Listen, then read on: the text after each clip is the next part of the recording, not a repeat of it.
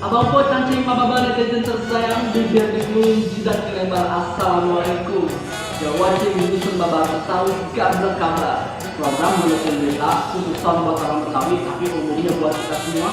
Kagak cuma ngabarin tentang sama semuanya tapi juga amanah negara kalau ada. Yuk kita pantengin headline atau kabar utama Dusun Babar Betawi Gabler Kabar edisi pekan ini. Ya, Presiden Joko Widodo udah ngumumin lewat media massa dua orang yang kena corona pertama kali di wilayah negara kesatuan Republik Indonesia. Kita bakal sambung sama cara bagaimana nyegah virus corona. Kita bakalan tanya warga yang nyambung sama pilkada Tangerang 2020. Warga udah pada ingat belum ya kalau tahu pilkada pekan. Mau ini kenapa sih gampang promo atau coket ini didemenin sama masyarakat Tionghoa, tapi orang Betawi jarang pada nanggap. Bakal ada jadwal macam sama kabar-kabar lainnya. Yuk kita pantengin Dusun Babar Betawi Gabler atau objeknya.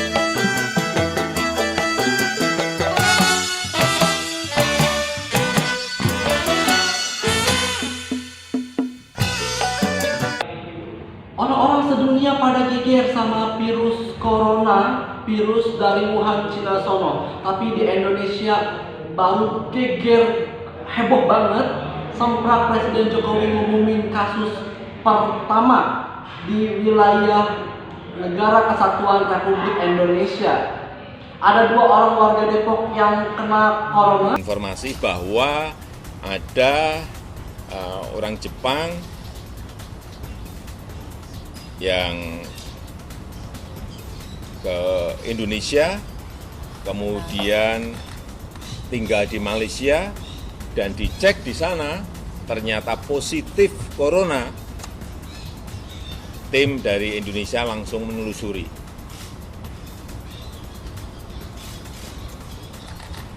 Orang Jepang ini ke Indonesia bertamu ke siapa? Bertemu dengan siapa? Ditelusuri. Dan ketemu. Sudah ditemukan, ternyata orang yang telah terkena virus corona ini berhubungan dengan dua orang. Seorang ibu yang umurnya 64 tahun dan putrinya yang berumur 31 tahun. Dicek oleh tim kita pada posisi yang ternyata pada posisi yang sakit. Dicek dan tadi pagi saya mendapatkan laporan dari Pak Menteri Kesehatan bahwa ibu ini dan putrinya positif corona.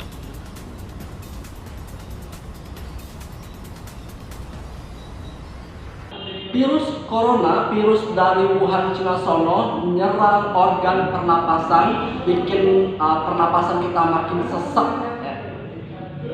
Nah, bagaimana sih apa yang bisa kita lakukan buat nyegah virus ini masuk ke dalam tubuh kita? Nah, ini cara-cara dari Dusun Babar buat abang po cancing mababa netizen tersayang, biar nyegah tapi woles juga. Dusun Babar sekalian kasih tips nyegah virus corona, tapi sekalian nyampein juga mitos sama fakta tentang virus corona nih ya.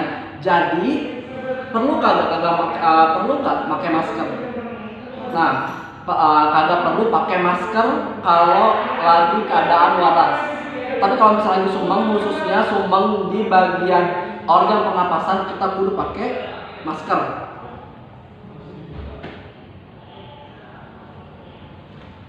Nah, kalau misalnya cara yang kesonokannya nih ya, santuy baik. Kenapa? Karena untuk nyegah penyakit soal pernapasan yang bisa nepak lewat udara, lewat juga cairan-cairan tubuh nih ya, kayak macam cairan lendir di hidung, terus juga dia bisa lewat ludah, terus juga bisa lewat bangkis. Nah, jadi pertama kita ikutin ajaran agama. Apa sih ajaran agama? Ajaran agama itu an-nadzafatu minal iman, kebersihan sebagian dari iman. Nah, kita cukup ngejaga kebersihan diri sama kebersihan lingkungan kita. Gampang kan? Hari Jumat emang hari yang berkah banget nih ya, terutama bagi orang muslim yang sholat Jumat ya, sholat Jumat di masjid ya. Nah, kalau di Parakan, Pamulang, Kota Tangerang Selatan, ba'da Jumatan mual bakal kelaparan. Kenapa? Karena ba'da Jumatan DKM atau Dewan Kesejahteraan Musola As-Surur di Parakan, Pamulang, Kota Tangerang Selatan ini bagi-bagiin makanan buat jemaah yang habis Jumatan di situ. Tapi uniknya nih, DKM As-Surur Parakan ngajak hafiz Quran dari beberapa pesantren di Tangerang Raya bergilir untuk gabung di acara madang-madang bareng pada Jumatan. Kita pantengin video yang ini.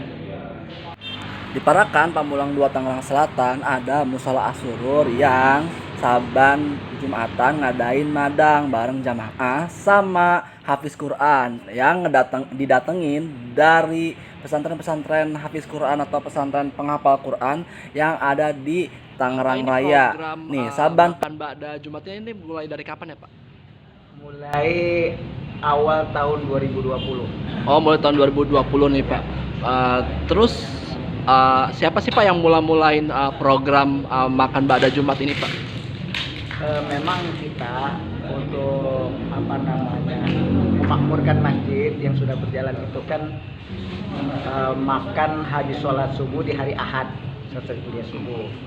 Nah, begitu kita bikin program sholat Jumat, ya bagaimana sholat Jumat kita ini di mana hari Jumat menjadi sebuah hari terbaik, hari yang bisa membahagiakan, sehingga beberapa program kita gulirkan ke para jamaah. Nah, alhamdulillah DKM punya program disambut oleh jamaah. Nah, diantaranya program yang kita jalankan itu bukan sekedar sholat subuh, bukan sekedar sholat Jumat saja di hari Jumat, tapi adanya kultum sebelum Jumat, santunan sebelum sholat Jumat, setelah Jumat baru kita ramah tamah. Oh, gitu ya, Pak. Terus ini Pak, yang uniknya dari makan ba'da Jumat, mungkin kalau misalnya di masjid lain ada ya Pak makan ba'da Jumatnya, tapi kalau uniknya di sini ini ngundang para hafiz Quran ya Pak dari pesantren.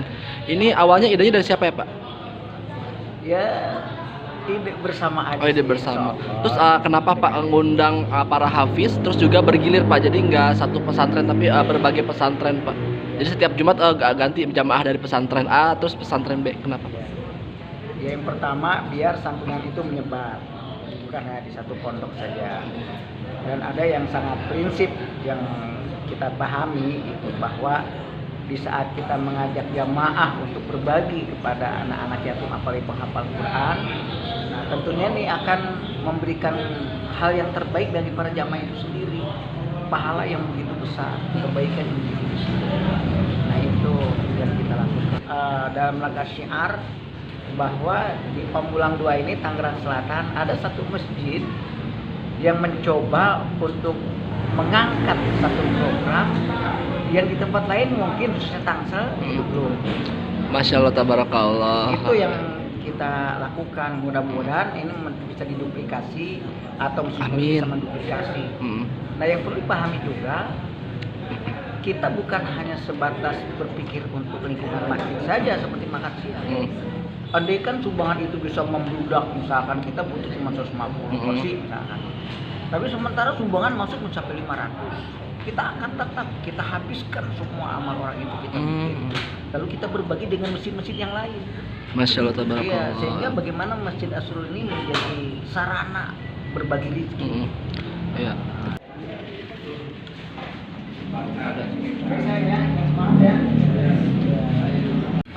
Dari segi DKM sendiri nih ada nggak Cang strategi biar gerakan ini istiqomah?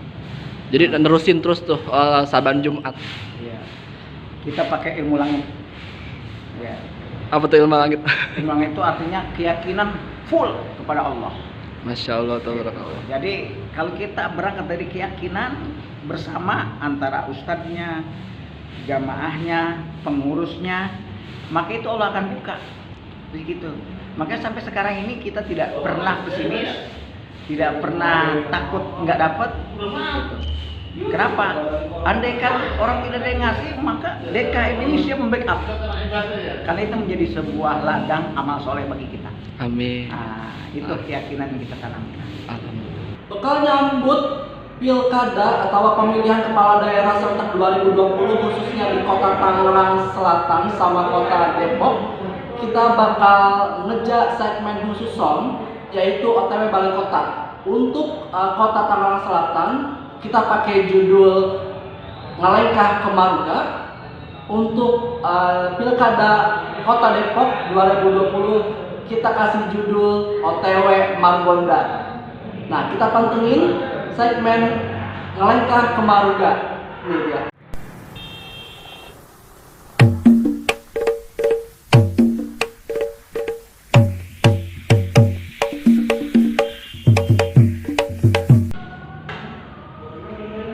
Kanan kiri jalan di Tangerang Selatan udah kepajang poster bakal calon wali kota Tangerang Selatan buat periode 2020-2024. Tapi kira-kira warga udah pada enggak belum ya kalau tahun ini mereka bakal nyoblos buat wali kota sama wakil wali kota Tangerang Selatan yang baru. Nah, kita longok ya pendapat warga yang ini. Di Gunung Sindur yang mepet Tangerang Selatan, nah kanan kiri ini masih banyak spanduk atau pelang perumahan. Kalau misalnya di Tangerang Selatan ya kita longok aja dewek kanan kirinya spanduk apaan. Kalau menurut Cang sendiri nih udah enggak belum nih kalau misalnya kanan kiri udah banyak spanduk mau pilkada? Ya enggak sih enggak gitu ya, cuman nggak terlalu diingetin banget siapa orangnya. Yang udah Cang tahu nih siapa aja yang bakalan nyalon tahun ini? Yang saya tahu sih sekarang ya karena emang kita nggak terlalu konsentrasi usaha ke politik ya. Apalagi saya memang tugasnya untuk membina masjid. Ya yang sering interaksi aja seperti Pak Ruhamaden. Oh iya. PKS. Karena kan memang beliau sangat akrab dekat dengan keislaman. Jadi mudah dikenal lah gitu.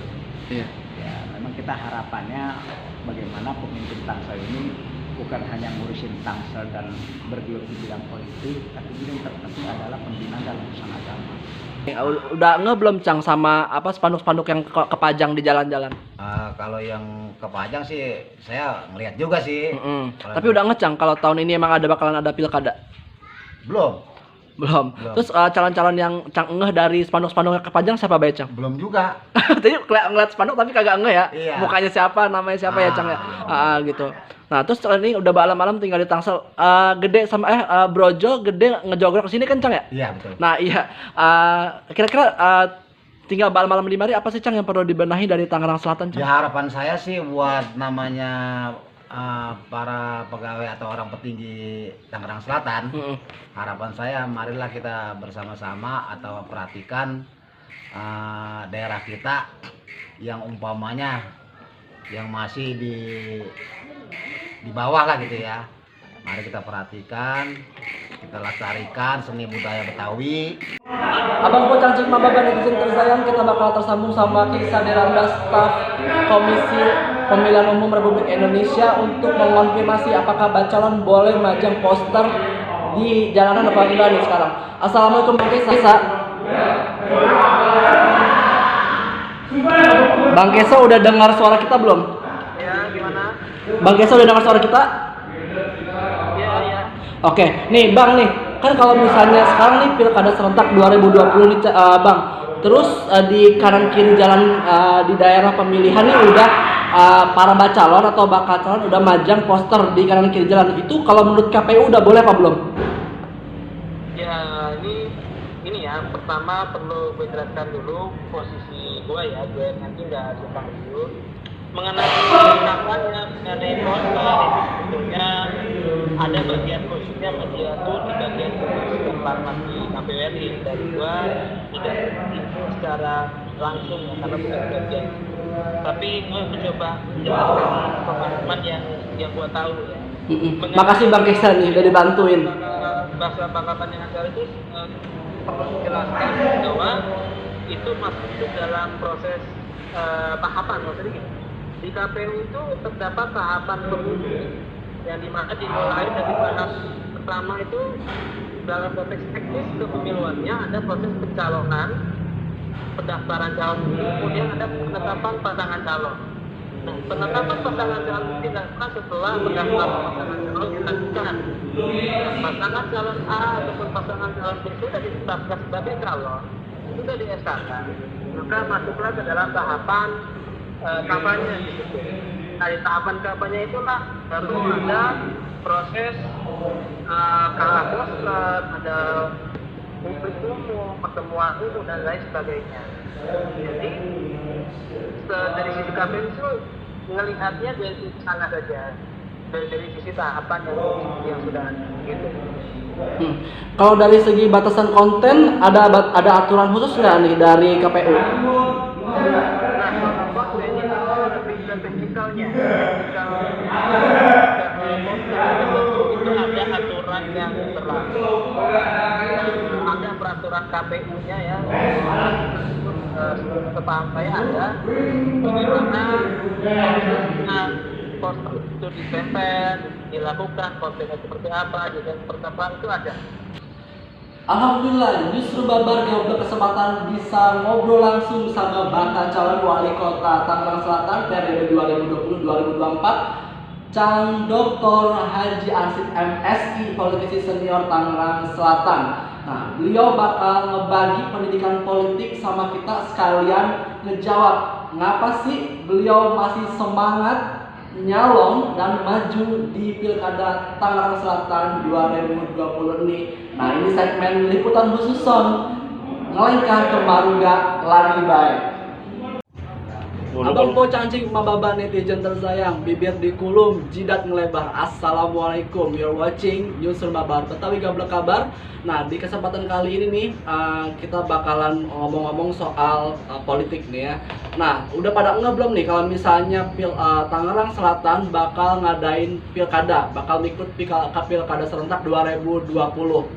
Udah pada belum nih kalau misalnya di kanan kiri nih udah banyak spanduk ya, di mena-meni ya. Isinya gambar kepala orang ya. Nah, tapi kita udah pada tahu nih, udah pada paham dah ya, seperti slogannya Bapak ya kan, paham dah ya kan. Udah pada paham nih kalau misalnya tujuannya satu nih ya, bakal menang di Pilkada 2020. Nah, Newsroom Babal buat nyambut Pilkada Tangerang Selatan 2020, kita bakal ngeja program khusus yaitu ngelengkah ke Maruga. Nah, khusus bakalan ngobrol sama Bapak nih ya.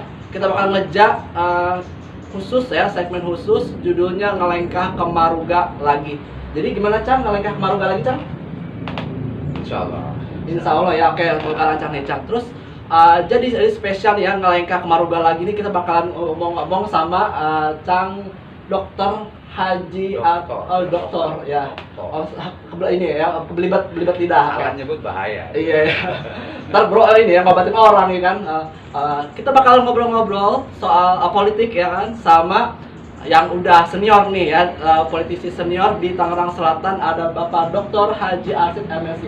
Assalamualaikum Cang, apa kabar? Waalaikumsalam warahmatullahi wabarakatuh. Sehat? Alhamdulillah, baik, sehat. Alhamdulillah. Gimana semangat Cang untuk melengkap Maruga lagi? Ya seharusnya semangat ya kan, udah dekat dari sini nih. Ya kan? Dia kata macet ya Cang ya. Oke, nah Cang, terus kita udah sebenarnya Cang Haji Arsip itu udah belum kalau misalnya spanduk di kanan kiri jalan udah ngebadut. Awalnya saya juga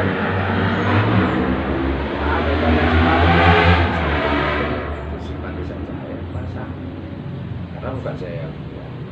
Tapi kalau misalnya dari segi kuantitas atau jumlah nih Cang ya, kalau misalnya spanduknya Cang Haji Arsip itu tuh dikit nih dibandingin spanduk-spanduk yang lain nih. Emang udah sohor nih di Tangerang Selatan ceritanya. Oh, banyak juga, cuman Anda baru lihat satu aja. Iya. Yang di Pondok Aren mau udah banyak. Oke, udah banyak ya Cang ya. Nah, Iya. nah terus juga nih Cang dari semua spanduk yang udah kepajang ya di jalan di mana-mana ini Cang. Tapi kita udah nanya sama warga nih Cang, kalau misalnya warga belum pada ngeh sama Pilkada 2020 bagian kata itu spanduk udah kepajang di mana-mana, di pohon lah, di tiang, di mana-mana. Nah, kalau misalnya Cang Haji Aris sendiri nih dari spanduk yang udah kelihatan di mana-mana, udah kebayang belum nih ripanya siapa baik? Sebetulnya dalam masalah pilkada kita nggak bicara pilkada. Oh, jadi Semua bagaimana? punya kesempatan. Dan dalam pilkada ini kan memang harus ada calon. Nah, semua kan sekarang pada daftar ke partai semua. Nah, nanti yang menentukan pasangan calon segala macam itu setelah mendaftar di KPU. Kalau sekarang semuanya masyarakat Tangerang Selatan yang punya minat punya hak juga. Oh, jadi nanti apa ada orang ujuk-ujuk daftar bisa ya? Bisa lah. Yang penting dia diusung sama partai atau independen kan itu. Iya, kalau misalkan sekarang nih ya Bang Pecacing Mababang yang mau nyalon Wali Kota Tangsel, mau silaturahmi kali ya, silaturahmi secara politik ya di KPU nih bisa daftar di KPU nih. Mungkin sekarang lagi masa pendaftaran untuk calon independen nih. Cang, terus kalau misalnya yang Cang Arsid udah apa nih dari bukan rival ya sekarang kita nyebutnya Cang ya, tapi kandidat bakal calon. terus juga apa teman kali ya Cang ya atau mitra politik nih. Teman-teman politisinya Cang Haji Arsid yang udah bakalan gabung nih di pertarungan Pilkada Tangsel 2020 siapa baik Cang? Ya kan Anda udah lihat banyak juga yang bikin apa, ini udah lihat spanduk-spanduk banyak berbagai gambar bakal calon kan. Nah, mereka itu semuanya kan dalam berlomba sekarang kita mencari dukungan dari partai. Kalau saya memang sudah kader. Belum daftar ya Cang ya? Ya di Masa independen. di partai kita sudah daftar. Nah, tapi sebagai kader partai mengharapkan dapat tugas dari PD. Bila itu dapat tugas dari partai PD, saya siap untuk kembali mencalonkan diri di Tangerang Selatan kan gitu. Ya, terus nih kalau misalnya dari yang udah Cang dengar-dengar nih ya, nih kalau lawan terkuatnya Cang Haji Arsid di Pilkada tahun ini siapa? Kita belum bisa bicara lawan karena kan belum ada di KPU. Nanti yang terdaftar di KPU dan yang sebagai calon baru kita lihat siapa kan gitu. Dan itu juga menurut saya bukan lawan, partner Mitra ya. Karena kan kalau lawan memang kita mau bertinju. Kan kita lagi merebut simpatisan warga. Nah, saya sudah 2 kali kita berupaya bagaimana masyarakat Tangerang Selatan ini dalam pencalonan ya bisa simpati ke kita dan memilih kita. Itu kan semua sosialisasi, merebut hati masyarakat, bagaimana meyakinkan masyarakat kita ikut pencalonan bisa dipilih. Iya, tapi makasih banget nih buat Cang Arsid yang udah ngebuka wawasan kita soal politik ya. Kalau misalnya kita di media nyebutnya lawan politiknya, semenjak kita papagan sama Cang Arsid nih ya, Cang Arsid bilang itu mitra politik ya. Jadi sebenarnya apa bareng-bareng. Iya. Jadi sebenarnya bagian kata berebut kursi ya Cang, tapi kita jalannya bareng-bareng kan menuju ke tujuan yang sama di politik. Iya. Gitu kan. Karena kalau disebut lawan itu kan ada apa namanya pertandingan yang memang kalau ini juga bisa disebut ya berbagai macam lah orang menyebutnya, tapi saya lebih senang menyebutnya ya partner dalam pencalonan. Partner itu kan bukan berarti ya semua kita misalkan ada 1, 2 pasang, 3 pasang. Ya kalau 1 pasang sekarang juga bisa kan maksudnya. Tapi kan orang lebih enak memilihnya kan gitu. Ya mudah-mudahan aja. Kalau saya sih apapun itu pilkada merupakan perjuangan kita dalam rangka merebut hati masyarakat bagaimana kita terpilih kan gitu. Dan terpilih ya dilantik gitu kira-kira. Iya. Nih, terus kalau misalnya di media-media online ya ngebadet tuh narasi-narasi kayak Cang Arsid itu pantang menyerah. Jadi sebenarnya apa sih yang bikin Cang Arsid tuh optimis mulu? Ya kita selama punya keinginan membangun Tangerang Selatan, kenapa tidak? Kan gitu. Orang apa kalah, menang, ya ikut lagi. Yang penting semangatnya masih ada. Dan selama hayat masih di kandung badan, punya semangat, Ya, insya Allah didukung masyarakat, kenapa tidak, itu kita lakukan. Kita berbuat untuk masyarakat Tangerang Selatan gitu aja. Khususnya ya, tapi kan Tangerang Selatan ini punya perbatasan dengan wilayah-wilayah. Mudah-mudahan Tangerang Selatan bisa bermanfaat lain juga dengan wilayah lain kan gitu. Karena dalam membangun suatu kota kan tidak hanya ya, kontribusi terbesar mungkin dari masyarakat Tangerang Selatan sendiri kan, tapi tidak menutup kemungkinan dari masyarakat luar. Investasi kan belum tentu dia orang Tangerang Selatan, investornya. Ya kita cari barangkali investor itu dengan kita di Tangsel ini punya perhatian bagi dia yang kira-kira menurut usahanya itu bisa berkembang di Tangsel, kan investor luar bisa masuk. Nah, dalam rangka hal itu kan kita harus membenahi Tangerang Selatannya sendiri, baik itu sumber daya manusianya, sumber daya alamnya, ya pokoknya seluruh elemen yang bisa kita manfaatkan dalam rangka menimbulkan orang bisa percaya dengan Tangerang Selatan. Iya. Jadi kalau misalnya ngomongin investasi terus juga ngomongin yang, jadi saya ada timbul pertanyaan baru nih Cang, nih kalau misalnya apa sih Cang yang bikin Tangerang Selatan itu tanda kutip seksi secara geopolitik? Ya. Jadi misalnya kayak sekarang nih, Iya, Cang, iya, ada. banyak muka-muka baru nih kan di pinggir jalan kanan kiri. Iya. Tangerang Selatan ini kan daerah penyangga ibu kota, pendukung ibu kota kan gitu. Memang dari sumber daya alamnya kita belum banyak melihat apa sih gitu. Tapi yang jelas dari sumber daya manusia, sumber daya manusia kan di Tangerang banyak. Dan di Tangerang itu kaya juga dengan pendidikan. Ada juga lembaga penelitian, lembaga riset kayak macam Spintek, ya, universitas, ada UIN, ada Unpam, ada UMJ, ada Ahmad Dahlan, ya, banyak lagi lah perguruan tinggi yang ada yang swasta, yang negeri ya. Nah kalau potensi itu kita gabungkan, kita ambil dia untuk bisa berpartisipasi dalam rangka membangun Tangerang Selatan, saya kira itu para akademisi di berbagai perguruan tinggi yang ada di Tangerang Selatan akan bantu. Kalau kita bisa mengundang dia, bagaimana nih? Ayo para profesor, para dokter, para dosen kan, itu kan yang punya gagasan-gagasan bagus. Nah, saya yakin dari gagasan mereka itu juga ada pasti yang bisa membangun Tangerang Selatan menjadi lebih baik. Gitu. Ya terus kalau pendekatan Cang Haji sendiri ini buat ngerangkul para akademisi gitu kan, Ya. para profesor, mungkin para dosen, Ya. sama mungkin mahasiswa yang lagi ngejar riset Ya. gitu, ini Ya. bagaimana nih Cang? Ya, Buat enggak. kemajuan Ya kan Tangerang pemerintah kota dalam hal ini pimpinan daerah kan bisa juga mengundang mereka, atau kita yang datang. Lebih kreatif kita yang datang kepada mereka. Spintek misalnya, peneliti dunia juga banyak di situ kan. Berbagai orang pintar banyak. Ya, seharusnya itu dimanfaatin nih Cang, itu kan Ya, nasional tapi datang dekat ke sama sana, kita kan. ya. Ya jangan kita minta yang kita undang, kita yang datang.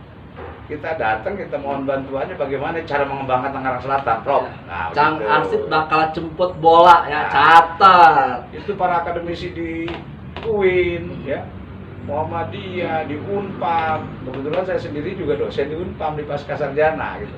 Nah saya yakin tuh teman-teman saya juga kalau saya minta bagaimana nih, ayo kita minta buah pikirannya nih, misalnya untuk Tangerang Selatan lebih baik. Ya sekarang baik.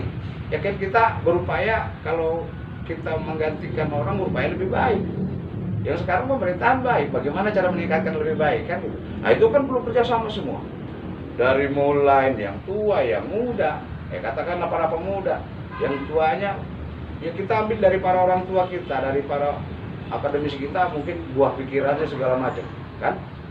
Yang kreatif kan nanti anak muda. Buah pikiran yang tua dilaksanakan sama yang muda kan cakep, kan gitu. Jadi anak muda itu juga akan mempunyai perhatian tersendiri kalau kita gali kemampuannya gitu. Para profesor peneliti itu mengeluarkan buah pikirannya, pelaksananya para inovasi yang anak-anak muda. Nah, di pemerintahan itu kan bisa kita kemas dari bagaimana memadukan ya buah pikiran yang dihasilkan orang tua, dan saya yakin anak muda juga banyak yang kreatif, yang inovatif, yang punya pikiran brilian.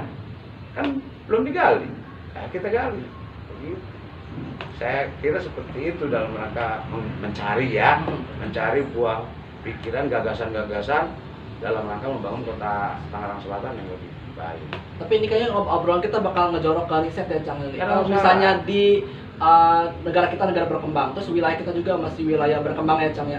Jadi biaya riset itu bukan prioritas. Nah, terus jalan tengah dari Cang Haji sendiri bagaimana nih buat insentif riset? Jadi anak muda tetap fokus ke riset, tapi pemerintah juga kagak ngeluarin biaya gede di riset gitu. Jadi tapi tetap risetnya tetap bermanfaat buat kita semua. Ya, kalau para dosen kan riset memang ada punya anggaran-anggaran. Kalau memang risetnya memang dia laksanakan sebenar-benarnya ya.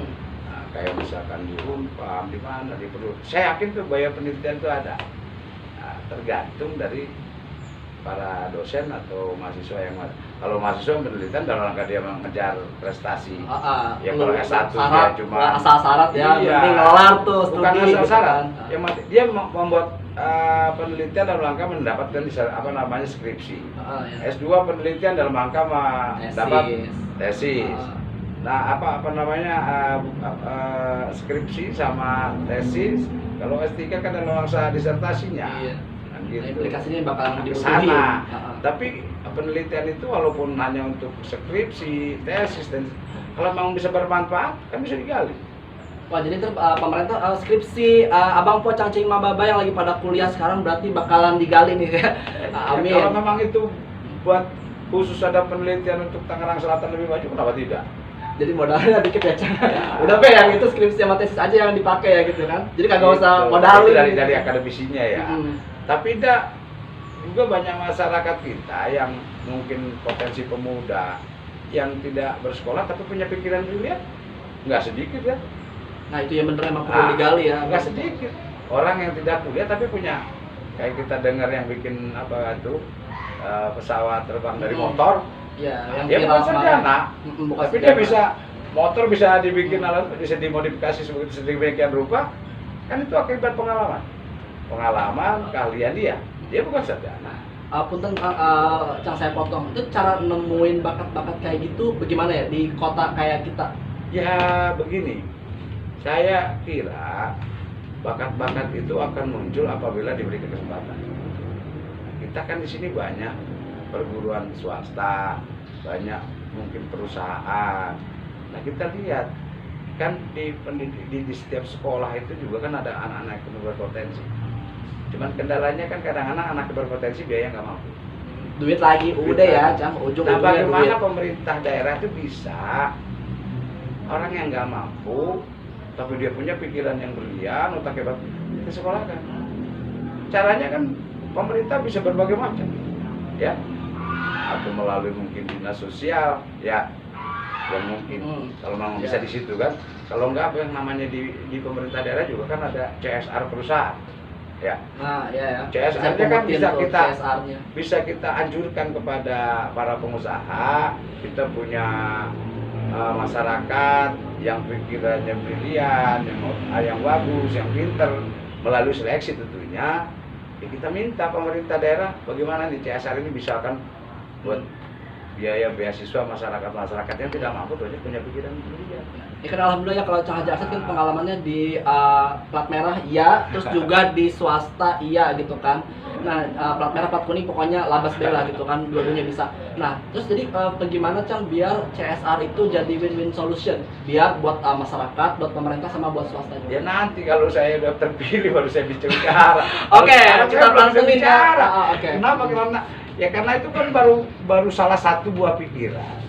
Kalau sekarang kan kita cuma melihat kasat matanya. Setiap perusahaan itu ada CSR-nya.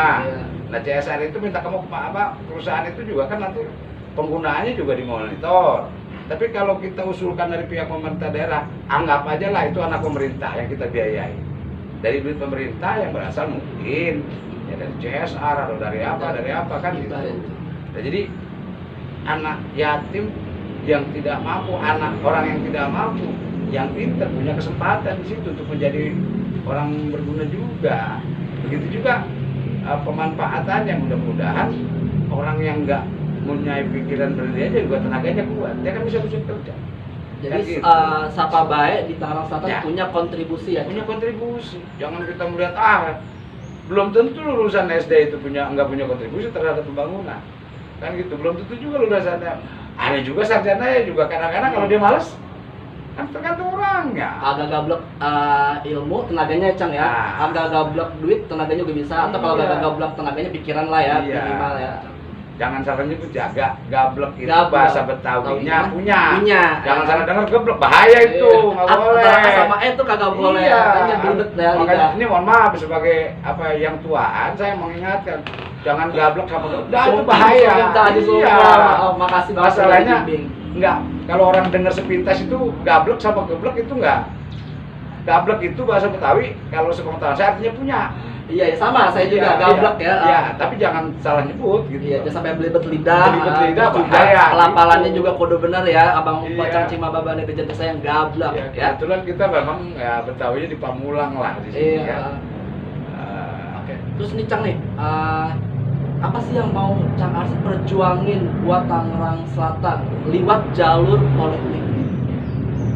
Ya, bisa dibilang katanya seorang politik, bisa secara kalau saya lagi berada di politik, tapi kalau saya lagi ngajar ya akademisi lah, kayak gitu kira-kira. Tahu birokrasi, saya udah pensiunan. Nah, di swasta, ya alhamdulillah saya masih ada yang pakai tenaganya kan kira-kira. Keluar gitu. Cang slogannya Cang Arsip ya, paham dah. Ya. Jadi tergantung orang maunya mau bagaimana nih, arahnya mau bagaimana. Yang penting mereka mau dan bisa bermanfaat bagi orang banyak itu saya. Iya, ya.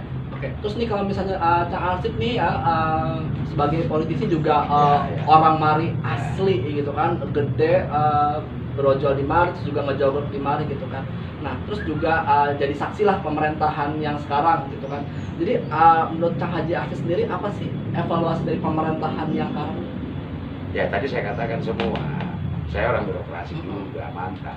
Apapun yang dilakukan oleh pemerintah itu kan sesuai dengan kebijakan. Ada jalurnya melalui dia melaksanakan peraturan daerah tentang APBD. Kan itu. Selama APBD-nya itu dijalankan baik, ya sebenarnya baik semua. Nah, tinggal pengawasan bagaimana pemanfaatan APBD itu. Penilaian saya ya sementara semuanya ya pemerintah itu saya katakan ya berjalan baik. Tapi kita yang namanya mau mencalonkan ini agar bisa lebih baik lagi ke depan mau bagaimana. Kan perlu perencanaan apa secara matang dilaksanakan. Saya menilai pemerintahan ini baik, tapi kita kalau misalkan terpilih oleh masyarakat, ya kita harus lebih baik. Gitu. Kan yang diharapkan apa adanya perubahan. Kalau nggak itu aja ya buat apa? Kan gitu. Jadi prinsip saya mau mencalonkan diri itu kalau diperintahkan atau ditugaskan oleh partai PDI Perjuangan, saya akan bawa amanat masyarakat. Karena kan APBD sumbernya keinginan masyarakat. Nah gitu kan. Yang tercatat di APBD itu melalui musrenbang dari kelurahan, kecamatan, kan sampai tingkat kota. Yaitu yang inovasi-inovasi lain yang misalkan apa di luar jalur itu ya tentunya kan dengan ada ketentuan. Dengan ada ketentuan. Kita bisa kerjasama kan dengan pihak universitas, kita bisa belajar kerjasama bagaimana caranya dengan Puspitek yang ada di wilayah Tangerang Selatan. Kita sebenarnya beruntung ya, Cang. Beruntung. Nah itu ada satu pusat penelitian di situ, ya. Kenapa tidak dari pemerintah kota ini kita sowan ke sana, kita minta Pak tolong bantu di Tangerang Selatan bagaimana caranya untuk lebih baik lagi. Mau pengelolaan sampah kek, mau lalu lintas kek. Saya kira di situ bisa ada jalan keluar ya, karena di situ para peneliti yang ada di situ. Itu kan lapangannya kan pusat penelitian dunia ya, Cang ya. Iya. Ada di Indonesia, Iya. terus juga wayahnya kayak Tangerang Iya. Selatan, Nah, dibenahin dulu dah gitu. Nah, yang dia kan tinggal di sini beradanya. Iya kan? Ya, dia ikut juga wajib. Harus punya peran serta juga dalam rangka menjalankan dalam rangka memajukan Tangerang Selatan yang dimana kantornya berada di Tangerang Selatan. Kan gitu.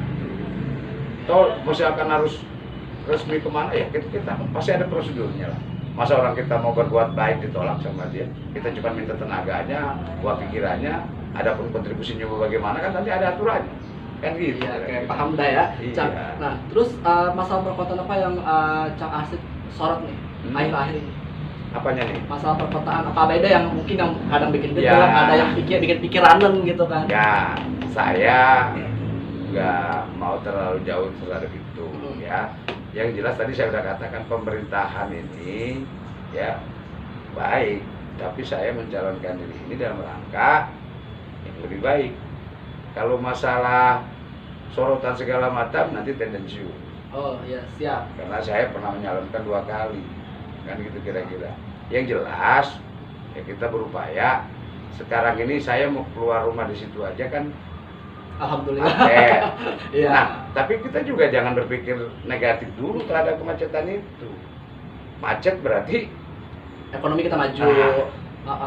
sekarang coba ada lihat di mana-mana dalam satu rumah itu banyakkan kendaraannya, ya. Dan katakanlah dia punya motor 3, anak ketiga Sebenarnya misalnya warga nggak badak banda ya, Ya. Cang ya. dia punya mobil.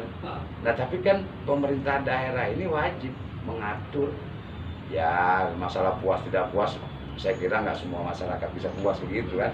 Tapi kalau pemerintahnya lebih kreatif, lebih bisa melihat kendala-kendala yang ada, saya yakin ya itu bisa dipecahkan lah masalahnya kan gitu.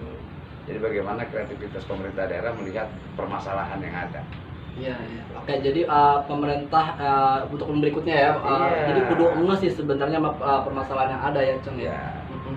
Terus Cang nih, kalau misalnya kenapa sih Cang nih masih maju terus? Apa sih semangat dari Cang Arsyid nih yang bakal ditepain ke bocah muda? Ya, saya punya semangat, punya keinginan ya.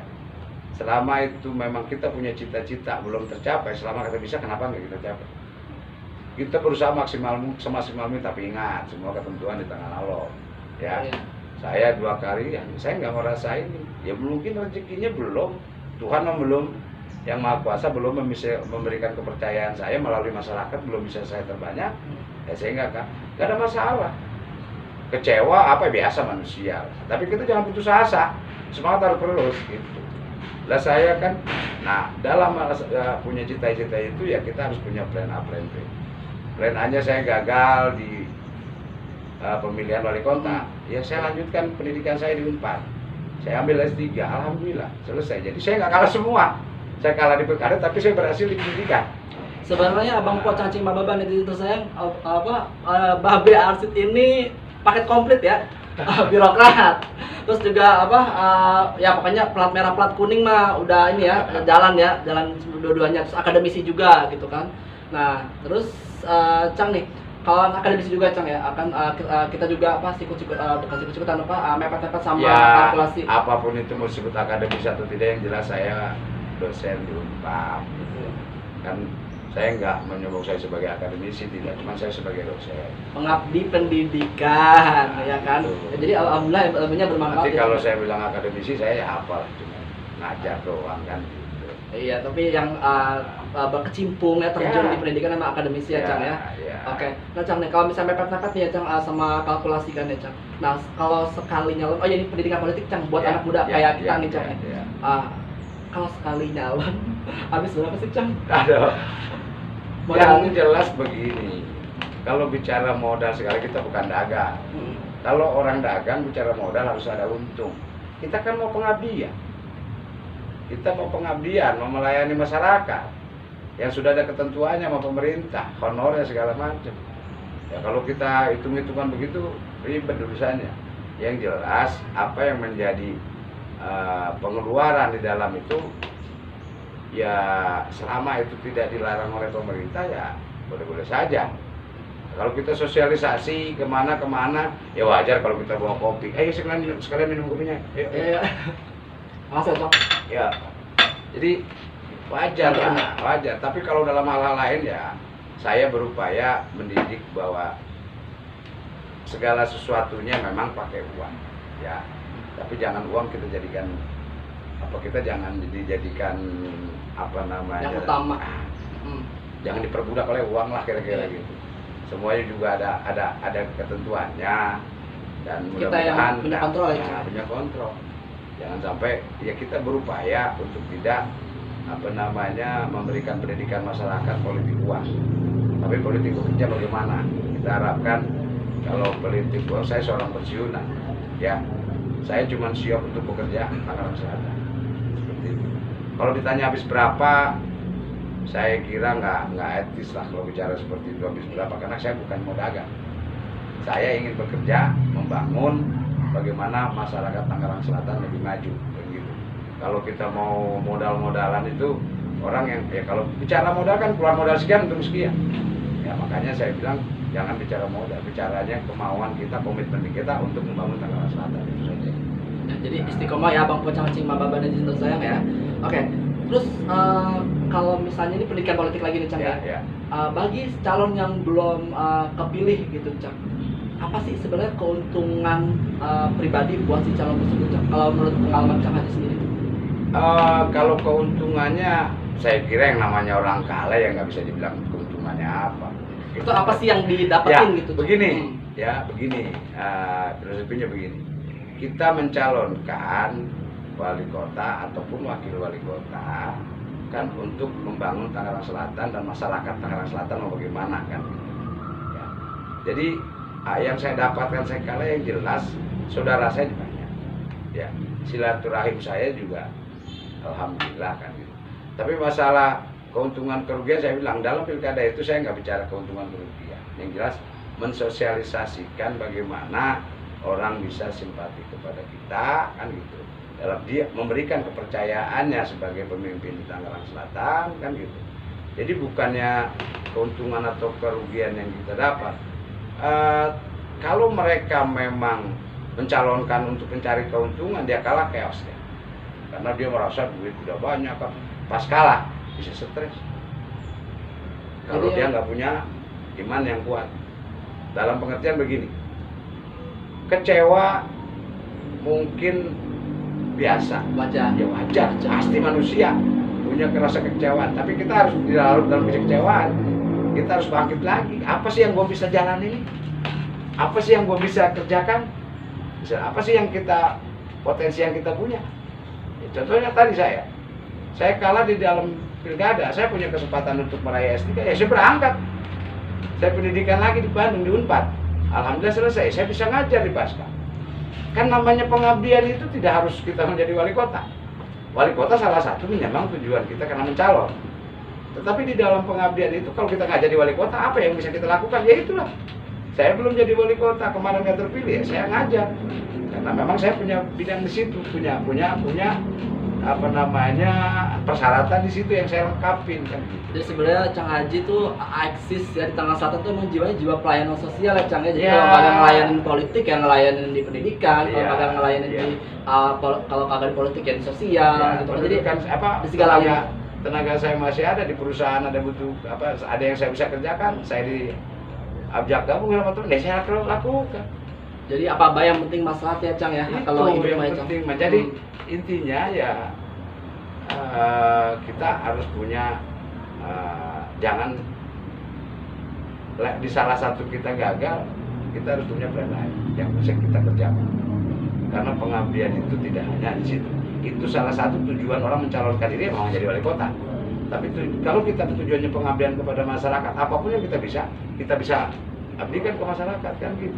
Kalau kita jadi calon wali kota memang yang kita inginkan, alhamdulillah kan.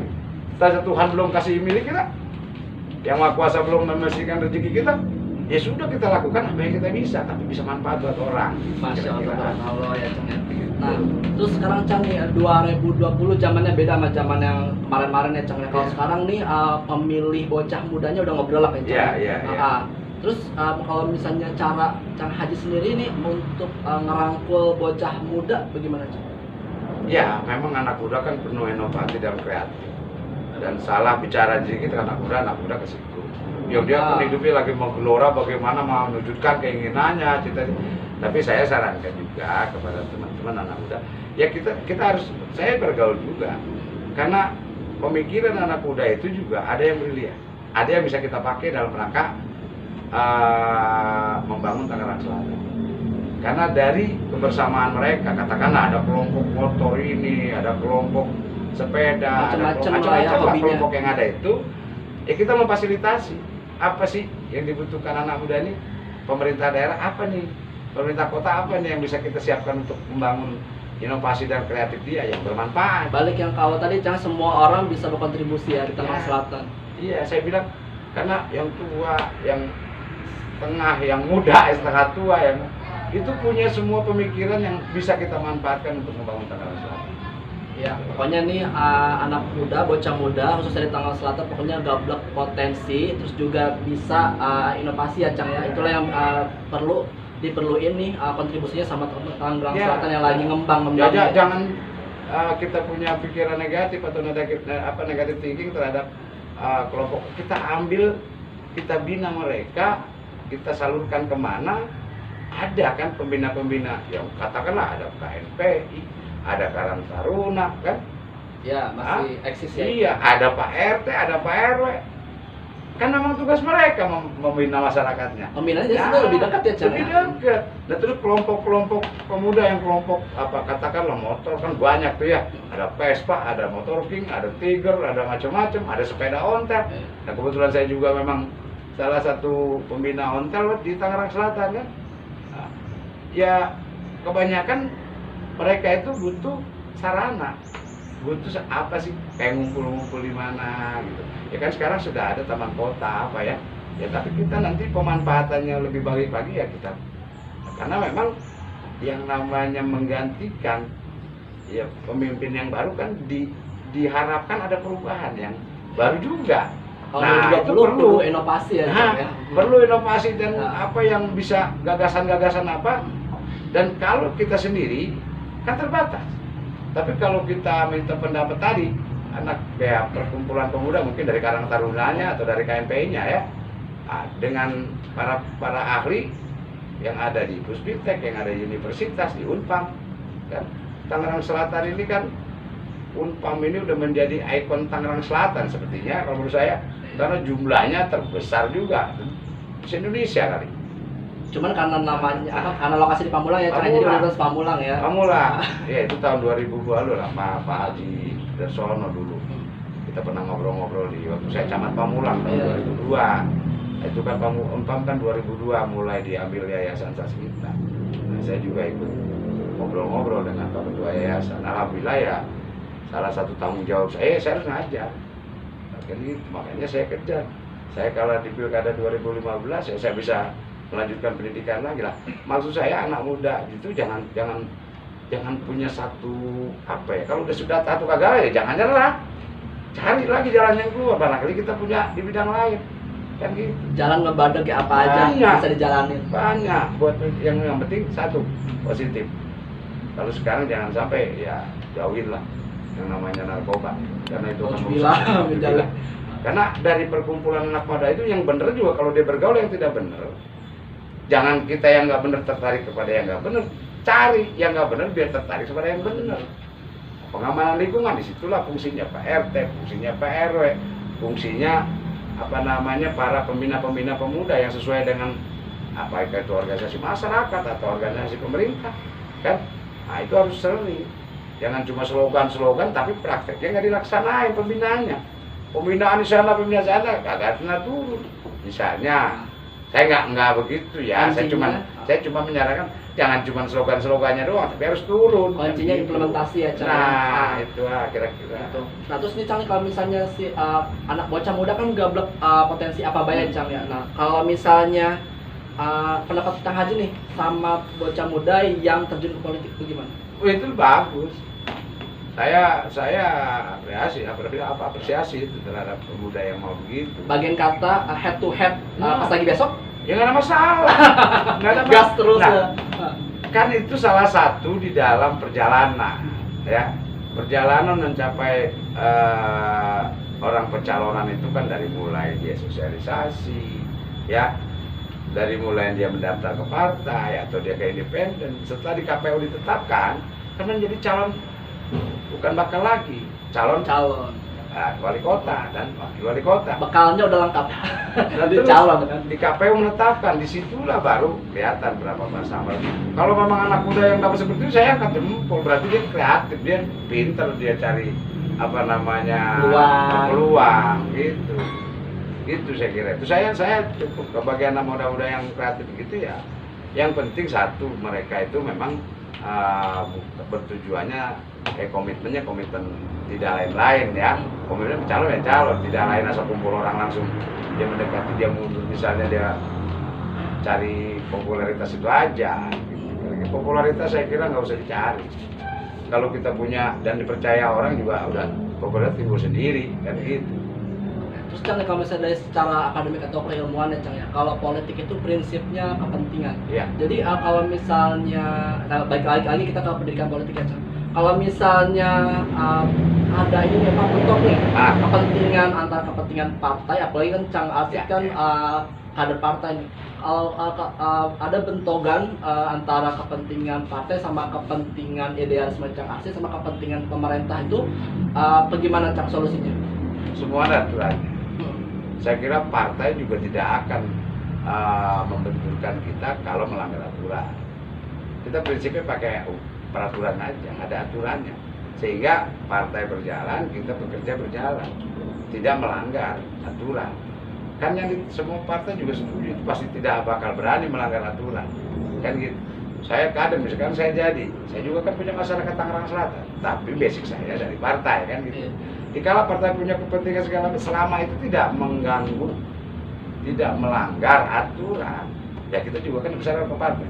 Wajib juga kita memperhatikan itu, tapi dengan syarat tidak melanggar aturan. Kalau tidak melanggar aturan ya kita juga nggak bisa terima begitu saja, harus bagaimana caranya, kan gitu. Yang penting intinya saya apapun itu kepentingan, selama itu tidak melanggar aturan ya kita laksanakan. Terus misalnya kalau kebijakan nih Cong, kan namanya kebijakan kan Ya. dari kata bijak, Ya. berarti semuanya kan baik-baik Ya. semua kan ya Ya. Cong. Ya. Misalnya kebijakan A, public policy B, public policy C gitu Cong, Ya. semuanya baik nih. Ya. Terus kalau misalnya terpaksa gitu kan kebelajok ngalahin idealisme kita tuh gimana Cong? Ambil yang terbaik menurut saya, menurut kita. Balik lagi ke Hati-hati, cenderung ya. gitu. Ambil yang terbaik, karena semuanya pasti ada insting, pasti ada feeling. Menurut kita pribadi, kalau memang itu kebijakan pribadi ya. Kalau kebijakan pimpinan kan nggak ada yang pribadi, semua dimusyawarahkan. Ya. Dan jangan sampai kebijakan pribadi dimasukkan ke kepentingan daerah, karena bahaya. Iya, kebijakan pribadi ya untuk keluarga. Kalau kebijakan pemerintah ya harus dengan pikiran semua orang yang berkecimpung di pemerintah ya, DPRD misalnya kan. Di situ ada wali kota, ada wakil wali kota, ada sekda, ada asisten, semua perangkat itu, ya itu harus kita libatkan sehingga kebijakan yang timbul kebijakan pemerintah bukan kebijakan pribadi. Ya kalau ngabulin kepentingan pribadi ntar semuanya geco ya. Itu kira-kira. Gitu. Terus Cang, kan dari pertanyaan jawaban-jawaban warga yang udah kita kumpulin Cang, warga belum pada ngeh nih kalau misalnya ada pilkada. Jadi apa sih yang mau Cang Arsyid sampaikan buat masyarakat biar pada antusias nih sama pilkada 2020? Salah satunya itu kan penerapan baleho, itu kan sosialisasi. Dan yang terpenting itu kan sosialisasi itu dilakukan oleh KPU, oleh pemerintah juga, bahwa itu harus giat karena dia yang punya kewenangan untuk menginformasikan itu. Kita bukan kewenangan, tetapi kita mengenalkan diri. Beda kewenangan dengan saya mau nyalon nih, saya pasang baleho kan gitu. Itu saya memberikan informasi kepada masyarakat, tapi atas dasar kita karena kita ingin calon. Tetapi kalau bapak-bapak, ibu-ibu, saudara-saudara ini nanti 2020 ada itu tugasnya KPU sosialisasinya. Tugas pemerintah daerah lah hasilnya. Ya dalam hal ini KPU lah yang KPUD ya, itu KPUD-nya. Itu saya kira.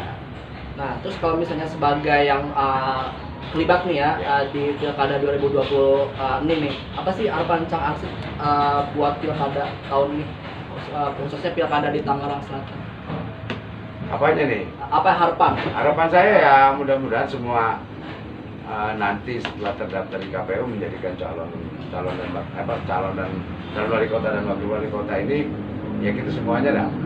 Karena kan yang terdaftar sekarang, yang lihat di Baleho sekarang ini saudara saya semua, teman saya semua, senior saya juga kan gitu. Jadi harapan saya sekarang kita berjuang untuk dalam rangka mencapai dukungan. Ya nggak usah gotok-gotok, biasa-biasa aja. Nggak usah punya ini, kita biasa aja mensosialisasikan diri, terus juga mengenalkan diri, wajar-wajar aja. Nanti setelah dapat calon itu kata saya tadi, bukan rival saya, itu partner. Kan gitu. Karena kalau kita kan satu rumah ya, Cang, satu Iya. rumah Tangerang Selatan berarti sebenarnya Partner. saudara semua. Partner inilah yang nanti akan, kalau ada 3 pasang misalnya kan 3, ya nanti kan dipilihnya oleh masyarakat. Nah, itu bukan rival. Kalau menurut saya ya partner dalam rangka menjadi wali kota. Kan gitu.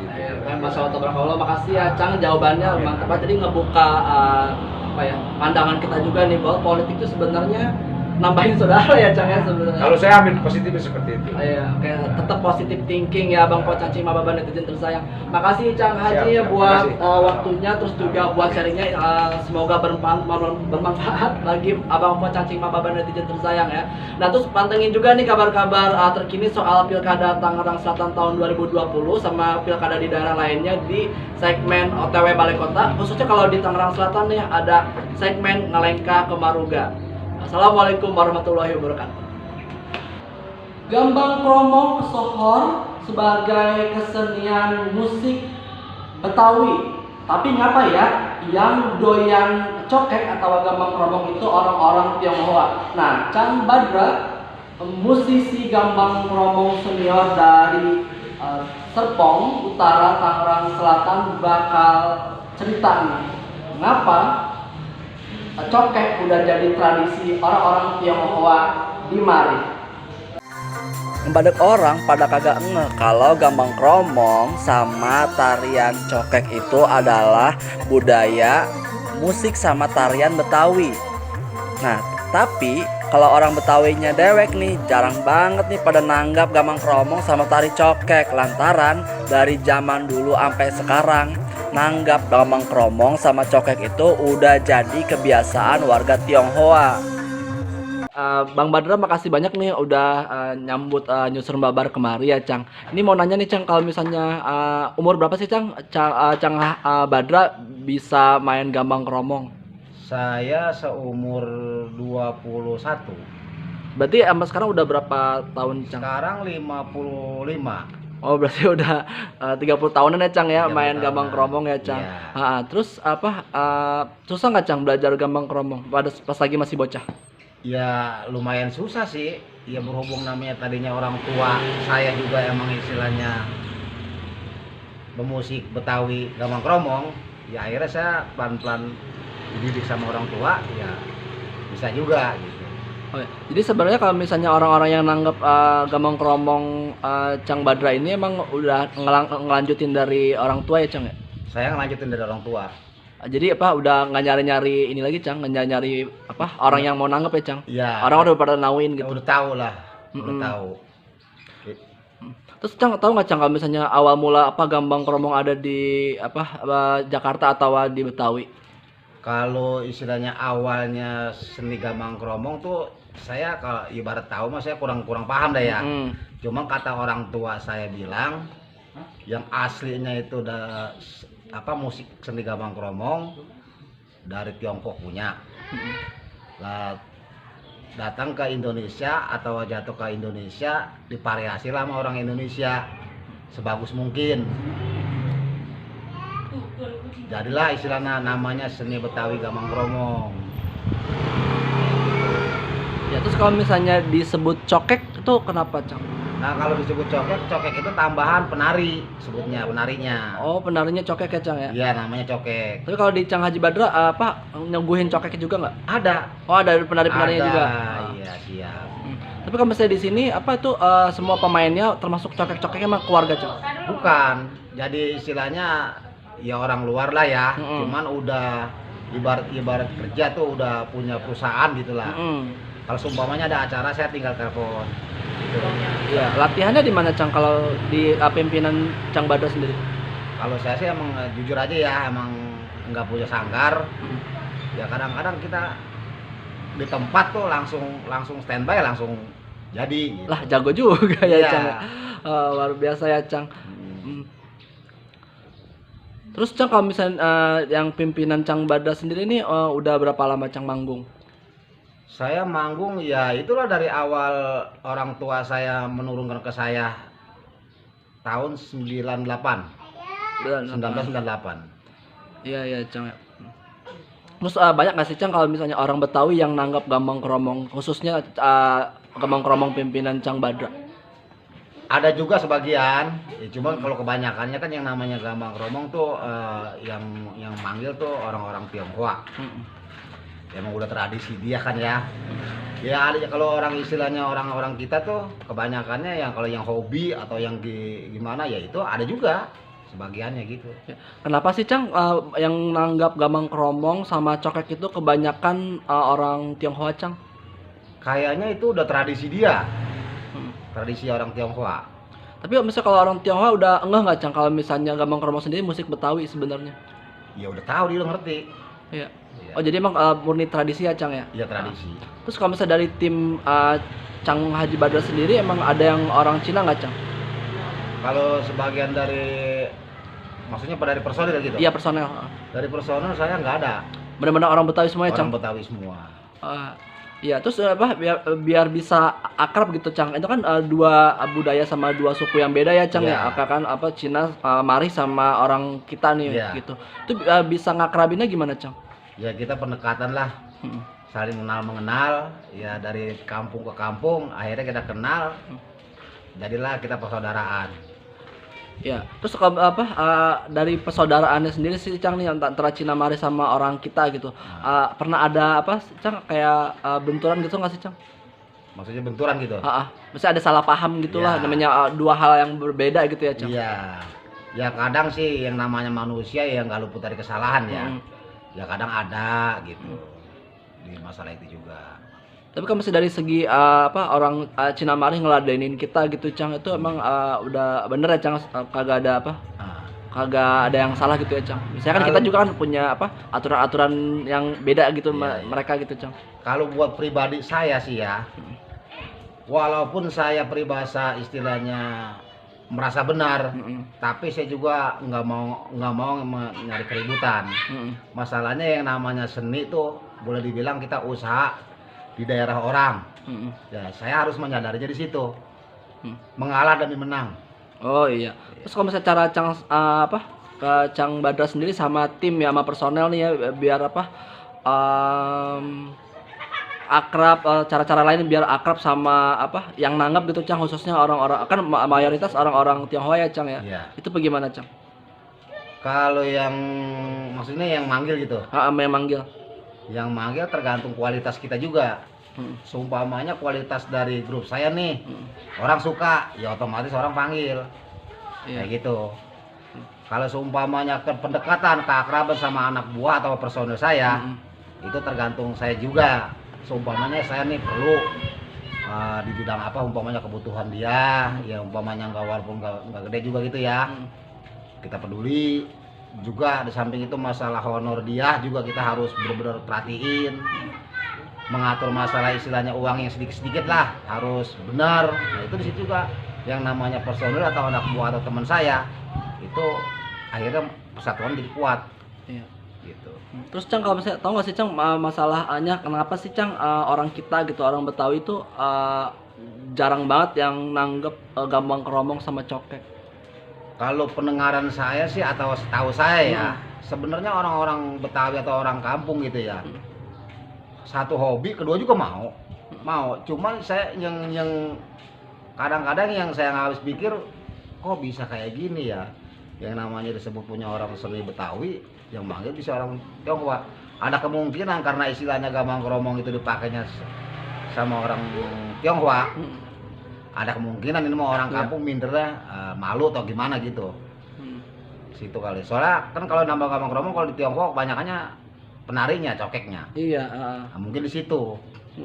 Terus Cang ini kan udah alam-alamnya Cang ya di seni Gambang Kromong terus juga emang ngebanyakan juga ngeladenin ini orang Cina Mari ya Cang ya. Iya. Terus kan identik ya Cang sama bukan cokeknya sih lebih ke ngibingnya Cang ya. Iya. Nah kan ngibingnya kan gayanya keren banget begitu Iya. Cang ya mantep banget Cang ya Iya. Masya Allah gitu kan jogetnya mepet-mepet gitu Cang.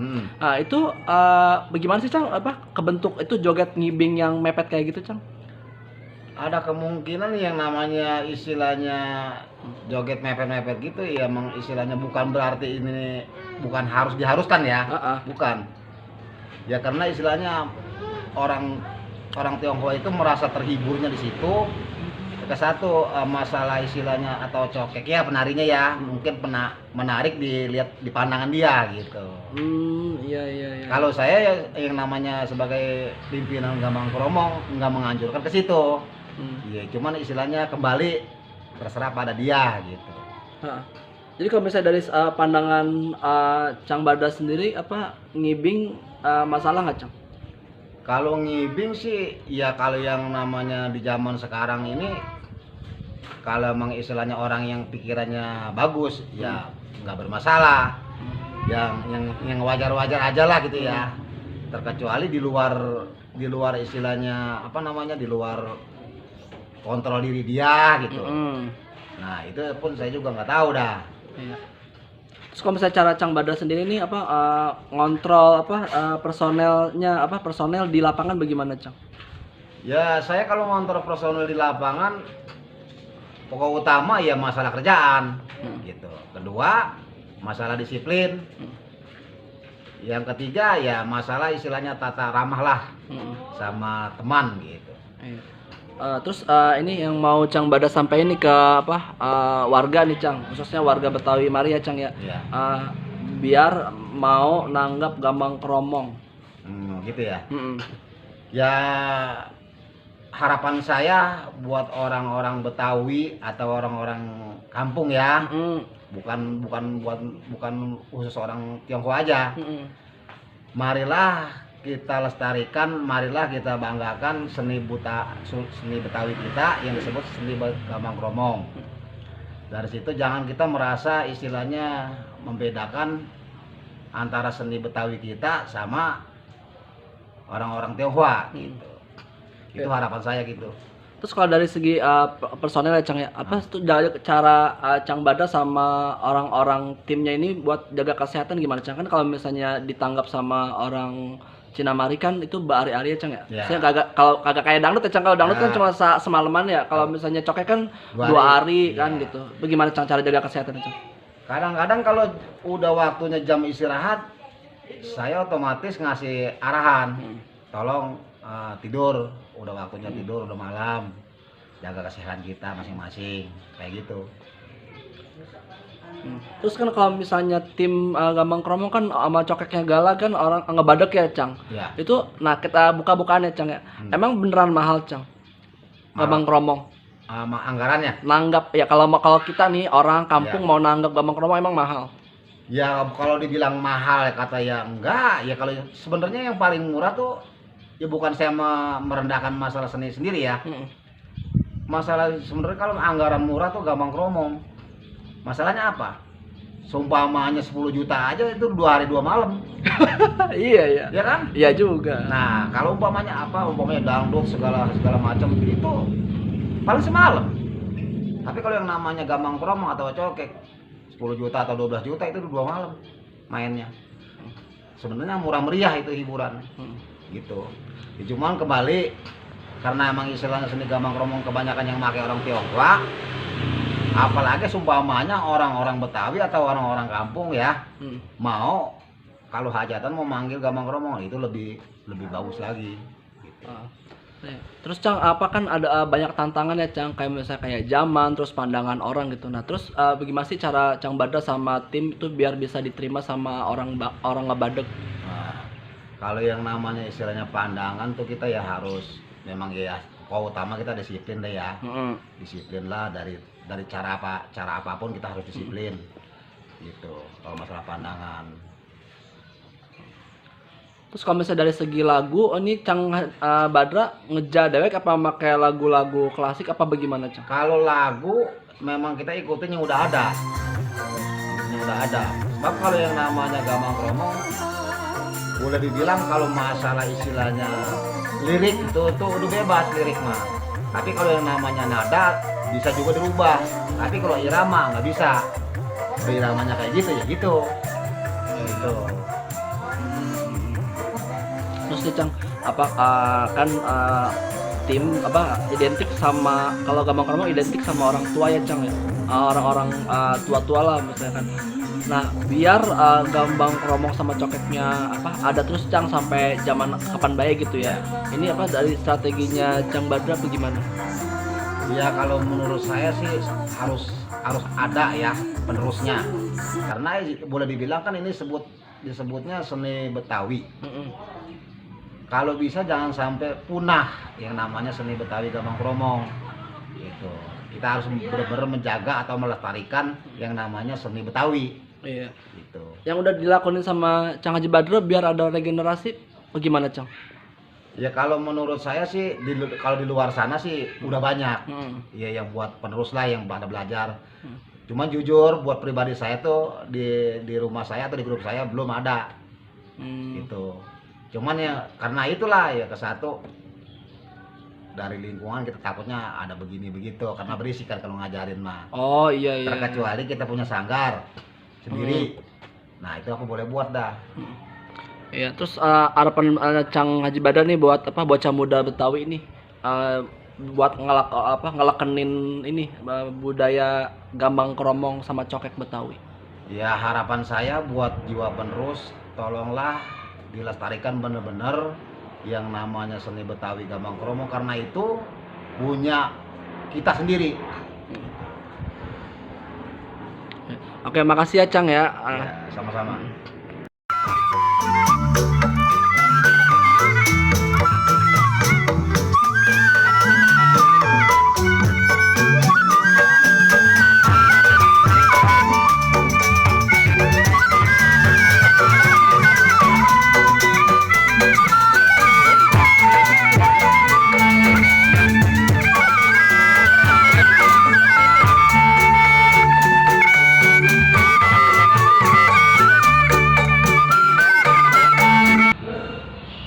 Kalau layak ke Tangerang Kota, cobain Madang Laksa Tangerang.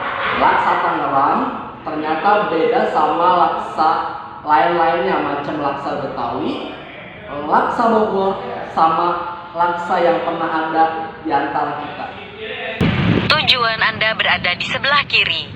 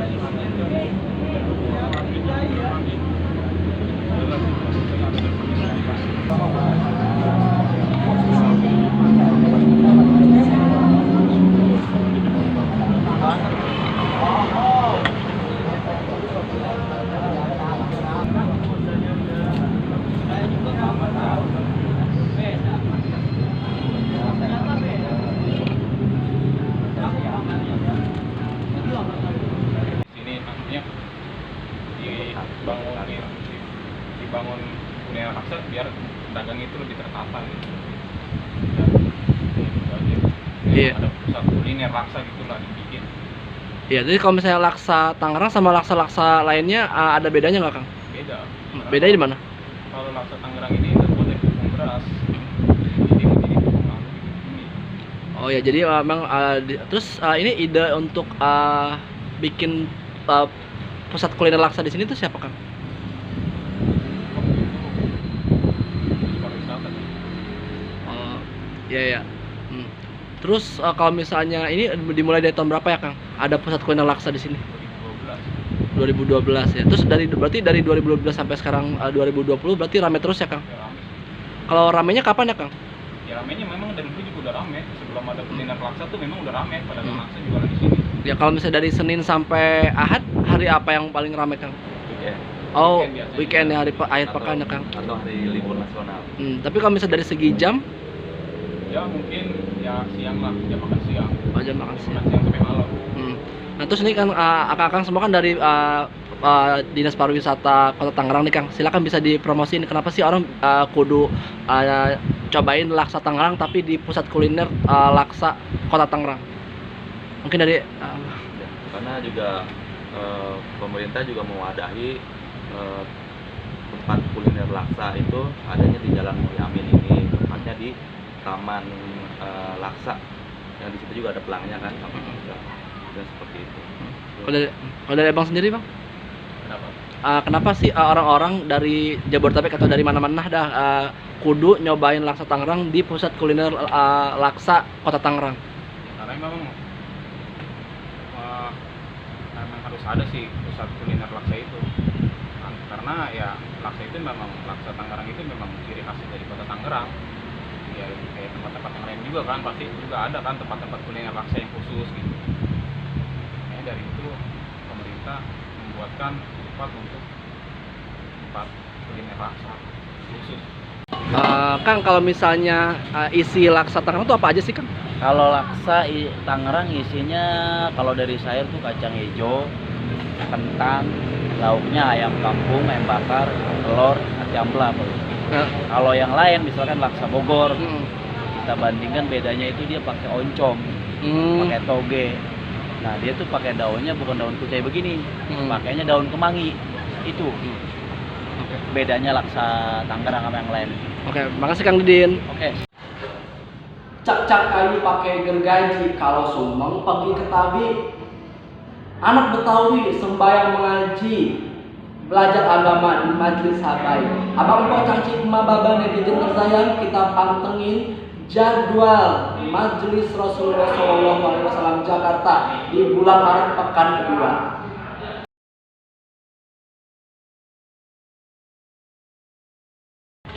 Babe Benjamin Sueb emang seniman Betawi yang kreativitasnya kagak ada matinya nih ya. Babe Benjamin Sueb gablek tembang yang rimanya sepanjang tembang sama semua, yaitu ujungnya on. Judulnya Siti Marsitol. Nah udah pernah denger belum? Kalau misalnya belum pernah dengar nih, kita bakalan puterin lagunya tembangnya Siti Marsitol karya Babe Benjamin Sueb, tapi sekalian ngelarin Yusuf Babar edisi kali ini. Makasih udah nonton, karena kita kagak ada yang nonton. Saya Felix Abdullah, bibir dikulum balik gaya ikan bakar. Assalamualaikum, keep watching Newsroom Babar Betawi Gablek Kabar on the On Go channel Indonesia. Kapan lagi kita pekan depan update kabar pakai bahasa Betawi. Follow Instagram kita di @newsroombabar, hashtagnya Newsroom Babar, Betawi to the world, Betawi Gablek Kabar. Apa? Nyanyi? Tahu usah kau suruh. Memang aku sudah gatal. Tukang bass, betul lagu yang enak. Sodok. Men, mau kemana sih buru-buru amat? Wih, sana. Mana tuh? Bogor. Oh, iya. Ikut ya? Boleh. Seorang diri ke Bogor lewat jalan tol, kenalan gadis namanya Siti Marsitol, bergaun merah strip hitam totol, begitu cepat hatiku jadi kecantol. Cuman tol-tol melulu. Ujungnya kan enak. Apa? Ujung tol. Ujung lagu tol. Oh iya. Marsitol, Siti Marsitol, bodinya langsing botol, jarinya seperti bortol, rambut keriting ambrol. Siti Marsitol paling suka minum cendol, dan kalau iseng dia suka isep jempol. Yang lebih jelek kadang-kadang makan odol, yang jelek lagi sudah besar masih ngompol. Lah, udah gede ngompol gimana bau?